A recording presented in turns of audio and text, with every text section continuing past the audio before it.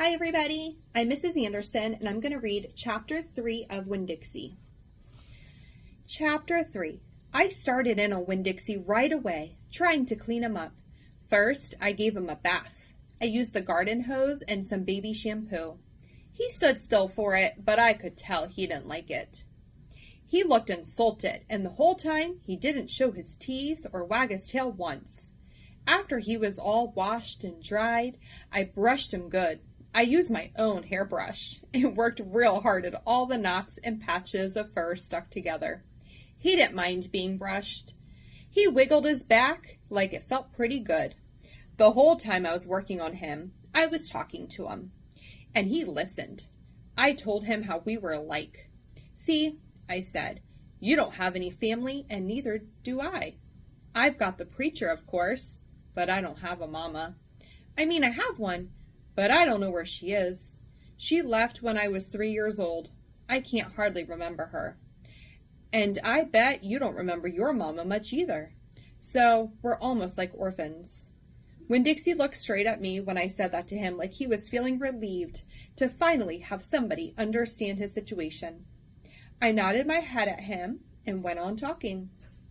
I don't even have any friends, because I had to leave them all behind when we moved here from Whatley.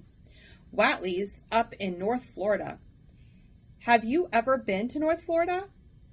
Winn-Dixie looked down at the ground, like he was trying to remember if he had. You know what, I said. Ever since we moved here, I've been thinking about my mama extra hard. More than I ever did when I was in Whatley. Winn-Dixie twitched his ears and raised his eyebrows. I think the preacher thinks about my mama all the time, too. He's still in love with her. I know that because I heard the ladies at the church in Whatley talking about him.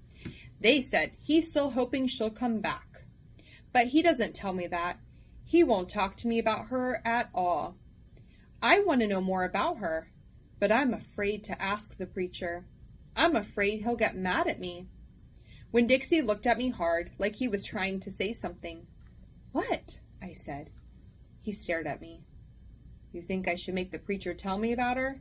Winn-Dixie looked at me hard and sneezed. I think about it, I said. When I was done working on him, Winn-Dixie looked a whole lot better. He still had his bald spots, but the fur that he did have cleaned up nice. It was all shiny and soft. You could see his ribs, but I intended to feed him good, and that would take care of that. I couldn't do anything about his crooked yellow teeth, because he got into a sneezing fit every time I started brushing them with my toothbrush, and I finally had to give up. But for the most part, he looked a whole lot better, and so I took him into the trailer and showed him to the preacher. Daddy, I said. He said. He was working on a sermon and kind of muttering to himself. Daddy, I wanted to show you the new Winn-Dixie. The preacher put down his pencil and rubbed his nose and finally looked up. Well, he said, smiling real big at Winn-Dixie. Well now, don't you look handsome? Winn-Dixie smiled back at the preacher. He went over and put his head in the preacher's lap. He smells nice, too, said the preacher. He rubbed Winn-Dixie's head and looked into his eyes. Daddy, I said, real quick before I lost all my nerve, I've been talking to Winn-Dixie. Is that right? Said the preacher. He scratched Winn-Dixie's head. I've been talking to him, and he agreed with me that, since I'm 10 years old, you should tell me 10 things about my mama. Just 10 things, that's all. The preacher stopped rubbing Winn-Dixie's head and held real still. I could see him thinking about pulling his head back into his shell. 1 thing for each year I've been alive, I told him. Please?